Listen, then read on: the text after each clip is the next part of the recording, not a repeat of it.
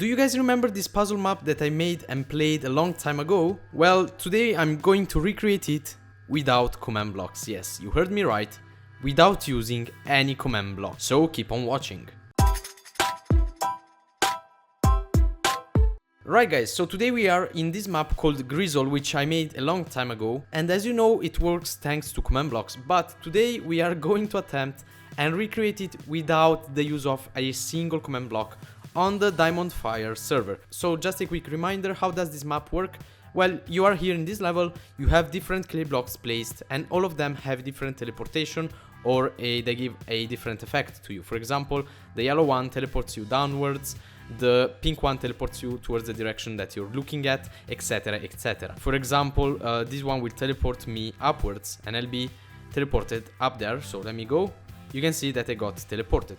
Right, now that you got the idea, let's go in the DiamondFire server and try to reproduce it. Right guys, as you can see here, I'm on the DiamondFire server. We built a level from my old Gridzzle minigame and let me show you how it works. Let me go in mode to play, there we go. And as soon as I type this command in chat, I get teleported to the start of the level. So in order to be able to win this minigame, we have to get on top of the green clay block. How do we do that? You know, we have these different clay blocks that give you different effects. So for example, you should remember that when I step on a pink clay, I get teleported towards the direction that I'm looking at. So if we jump on this block and we look in this direction, we should be teleported on this block, and the orange clay should teleport us upwards. So let me do that. You can see that these players are getting it, they're doing it right.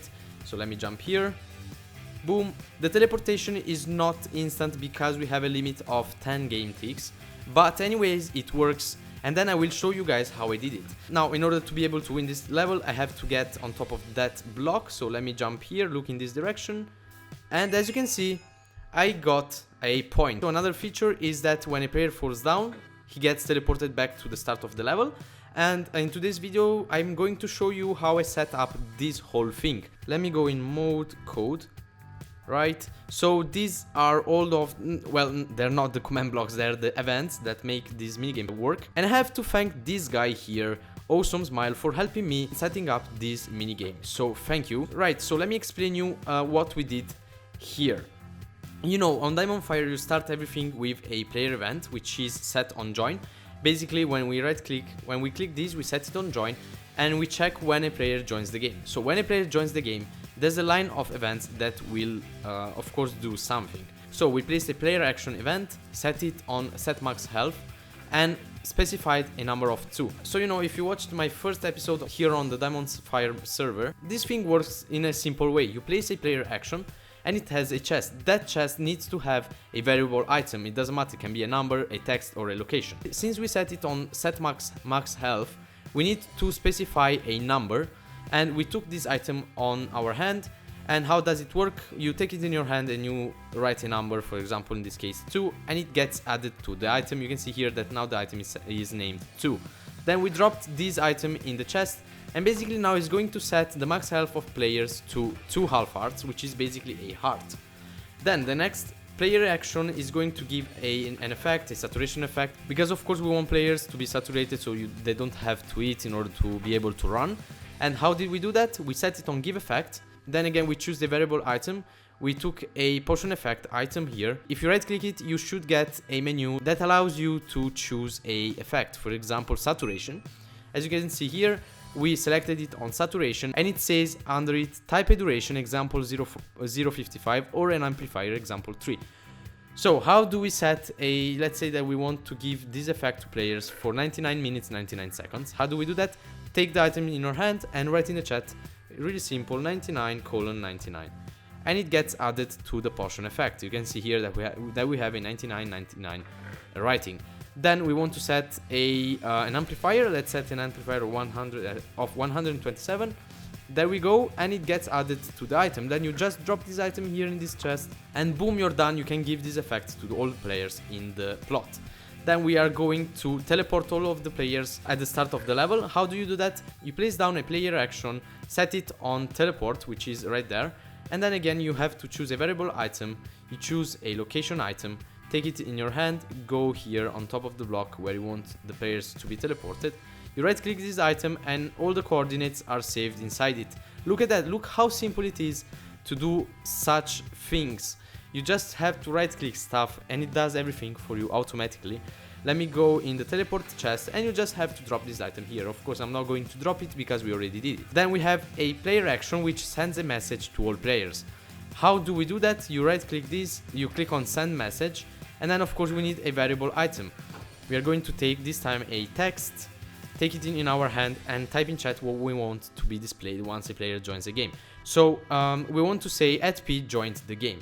Instead of @p on the server you'll have to write %default, and it basically works like the @p thing in normal Minecraft. So you write %default joined the game. There we go, it gets saved in the item. What if we want to have this test colored? Well, you go at the start of it and use the end symbol and a number. I know that 6 is for gold. Let's type enter. Yeah, you can see that now everything is written in gold. Then you drop this item here, and when we go in mode play, when I join, you can see here that in the chat appears TheRedEngineer joins the game. Next we have a game action which basically starts a loop. Is this one, start loop. What does it do? It basically activates this loop here, which activates the whole line of events that we have here. Now this is exactly like a repeat command block, and the cool thing about it is that we can set after how many game ticks it resets again. So if we right click on this sign, you can set the amount of ticks, and if we shift and then right click, you can decrease this amount. Sadly the lowest number that we can have is 10, so this means that we get teleported after 10 ticks, which is basically half a second, so it's quite fast anyways.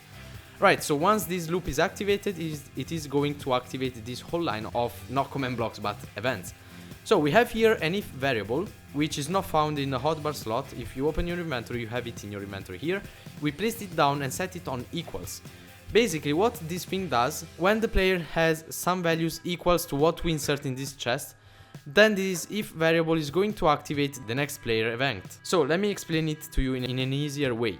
We took some variable items, a value, let's right click it, and we took a y coordinate value, right? We dropped it in the chest and then took another variable item.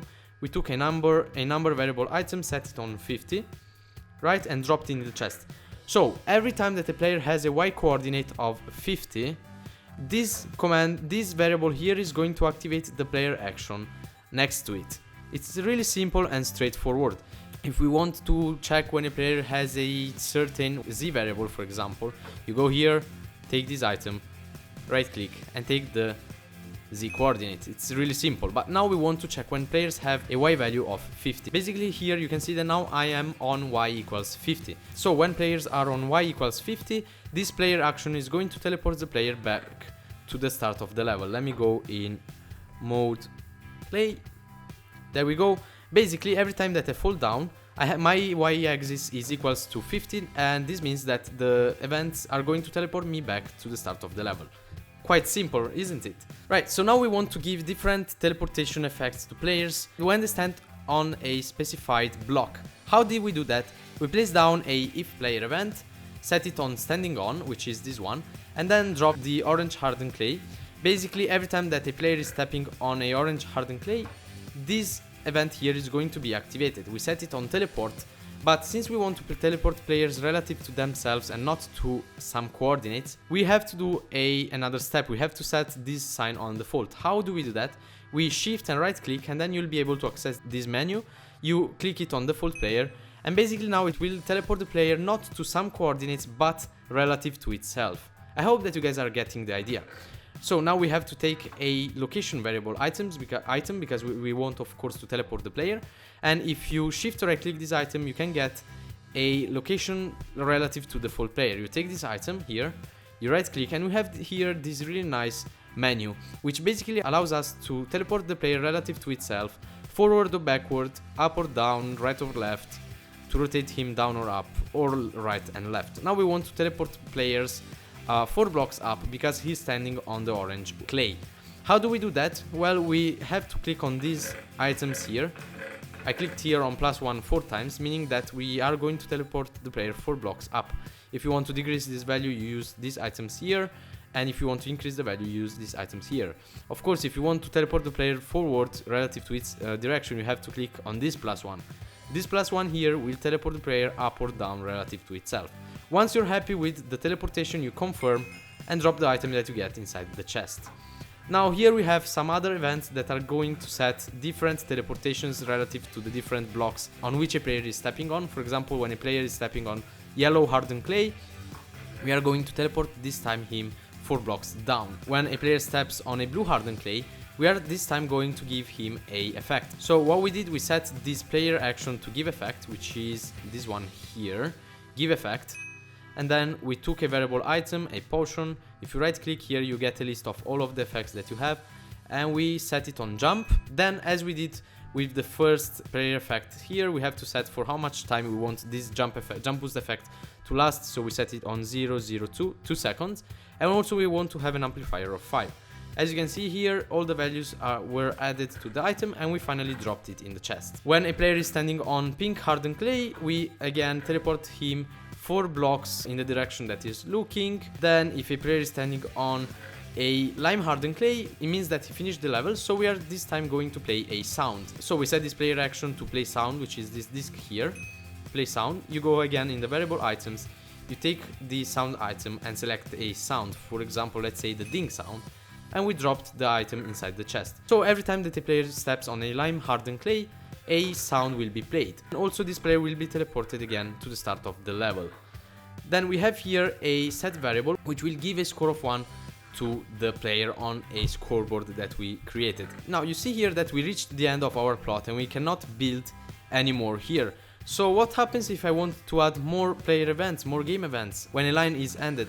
Well, this is an item that I didn't explain in the first episode here on DiamondFire. We have the code warp. Basically, you put down this item at the end of a line, then you place it in another part of the world and set it to the same number. For example, now you see that it's set on 1. You can right click it to increase the value or shift right click to decrease the value. And basically that code there will be continued here. And here we have some other game actions that we are going to show the sidebar, which will show when a player wins. So let me go in mode play. It's basically this sidebar here. You see that Mr. Enderman, for example, won this level 23 times. Let me finish it one time so I can appear in the scoreboard. Or actually, I think that I am already in the scoreboard. No, I'm not in the scoreboard. Let me go here. I want to be teleported here, then upwards. There we go. And come on. Did it work? Yeah, you can see here, TheRedEngineer, I have a score of 3 now. Right guys, so that was it about this episode here on the DiamondFire server. I hope that you guys liked it. If you want to join it, I will leave the IP here on the screen or in the description of this video.